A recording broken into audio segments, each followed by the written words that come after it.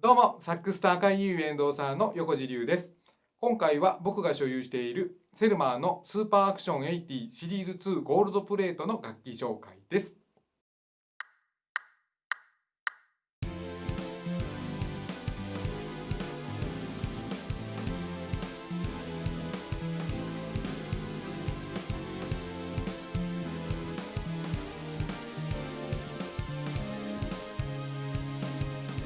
この楽器はプレイステーション用ソフト実況パワフルプロ野球99開幕版のオープニングとエンディングでレコーディングをした54万番台のゴールドプレートで、僕が今所有しているセルマーのアルトサックスでは唯一新品で手に入れた楽器です。個人的にはマーク6と同様シリーズ2も大好きな楽器ですので、僕のセッティングも含め細かく見ていきたいと思います。まずマウスピースですが、パワープロのレコーディングの時はマイアミ、フロリダの刻印が入っているボビー・リコフの D8 とオリジナルのハリソン・ハーツ AD2 のリガチャーにバンドレンの V163 半のリードを使用していました。先日紹介した14万番台のアメセルと全く一緒です。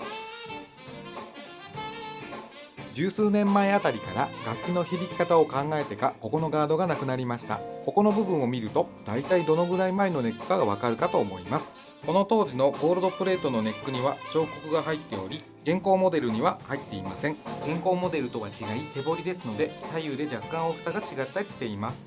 余談ですが、この楽器は特別彫刻モデルで至る所に施された豪華モデルです。ラッカーモデルはネックスクリューかライヤースクリューどちらかに野中貿易が輸入した証である NB マークがあるのですが、このゴールドプレートにはネックスクリューとライヤースクリューともに両面 NB マークが入っています。ネックジョイントソケットはマーク6と比べますとかなり剛性のある形状になっています。そうそう、これもアメセル14万番台と同じで、ネック側のジョイントソケットの内側にはこの楽器のシリアル番号の下3桁の数字が書いてあるのを確認できます。最近のフロント FT は各メーカー金属形状が多いですが、セルマーはこのシリーズ2から金属形状になっています。この後に出たリファレンスではマーク6のオマージュからボタン形状になっています。ハイ FT のここの部分もネックと同様最近は省かれましたが、このゴールドプレートにはガードがついています。外さないと見えませんが、シリーズ2からピボットスクリューにはバネが入っており、長年使っていくとキーの遊びが出るのですが、これにより遊びが出にくくなっております。反面楽器の響きも止めることになり、正直一長一短なのですが、僕は好意的に受け止めています。それにしても至る所に彫刻が施されています。シリーズ2は本来プラスチック製のサムレストですが、この楽器はすぐにサムレストが外れたことと派手な楽器だったので、どうせならもっと派手にしようとシリーズ3のゴールドプレートを純正流用しています。ここの部分にも彫刻があります。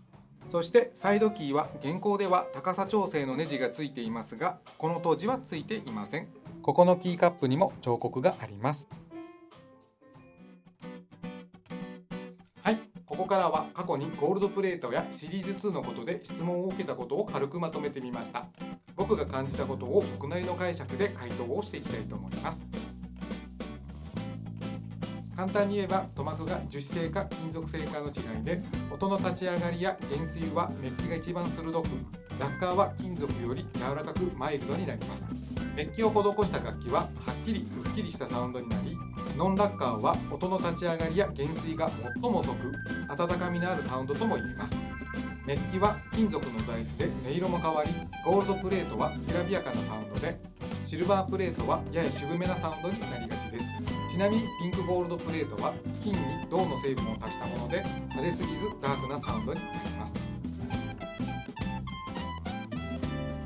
シリーズ2が発表されたのが1986年だったと思いますので、セルマー史上で一番長いモデルになります。その長い歴史においてシリーズ2はキーのデザインなどまだマイナーチェンジをしてきています。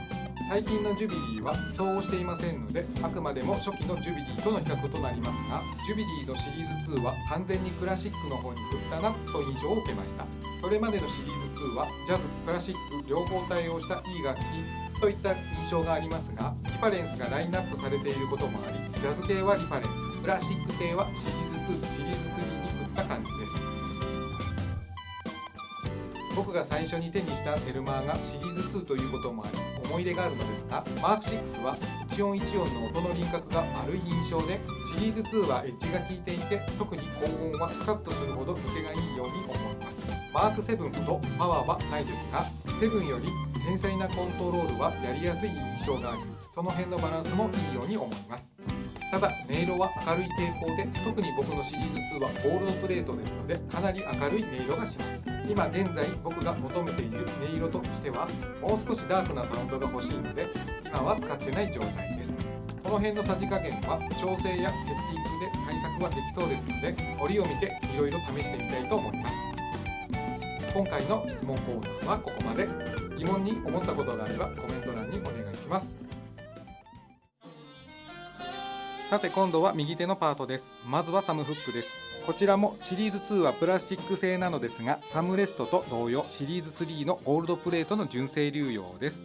ここのネジの形状はマーク6の頃と同様ティアドロップ型ですが、現行は円形のネジ受け一体型になっています。また接合リングの形状も現行とは違い、この当時の方が構成感があるデザインになっています。僕が最初に手にしたセルマーは48万番台のシリーズ2で、その頃の接合リングのデザインは縦縞の2本線が入っていましたが、この頃から簡素化されてしまい、当時は若干ショックを受けました。シリアル番号の横には確かゴールドプレートの証だったか刻印が入っています。そして演奏していると見られることがない部分にも彫刻があります。この楽器に出会った当初は派手すぎて若干引き気味でしたが、見慣れてくるととても綺麗で、眺めているだけでも楽しめる楽器だと思います。こちらのベルトの接合部ももともとは縦縞の2本線でしたが簡素化されています。ここの彫刻の部分は当時のラッカーモデルにも施されている部分です。ジュビリーに移行する直前のシリーズ2はここの部分もなくなってしまいます。雑学ですが、基本的にセルマーの彫刻はヤマハや柳沢の楽器と違い、ラッカーをかけた後に彫っているので見た目に迫力もあり綺麗なのですが、当然彫ったところは地金が出ているので、その部分から腐食しやすくなっています。現行モデルでは手彫りではなくレーザー彫刻に変わっています。ゴールドプレートは彫刻を施してからメッキをかけているようです。こちらのキーにも彫刻があります。この楽器も先日紹介した14万番台のアメセルと同様にところどころ純正流用はしていますが、キーのオープニングも含めてオリジナルのセッティングです。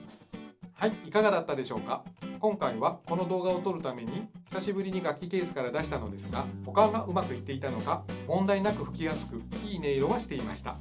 たださすがに何年も調整をしていないので、人前で演奏をするにはメンテナンスが必須で、比較動画を撮るには時間が間に合わないかもしれません。それにしてもいつもラッカーが落ちた楽器や渋めのラッカーの楽器ばかり使っていたので、久しぶりにピカピカの楽器を持つとちょっと恥ずかしさもありました。今回は楽器紹介といいますか彫刻紹介みたいになってしまいましたが、当時新品中古合わせて5本のゴールドプレートがあり、見た目でこのいかついのは合わないなと思っていたのですが、試奏をしてみると抜群に良かったので頑張って買ったことを思い出しました。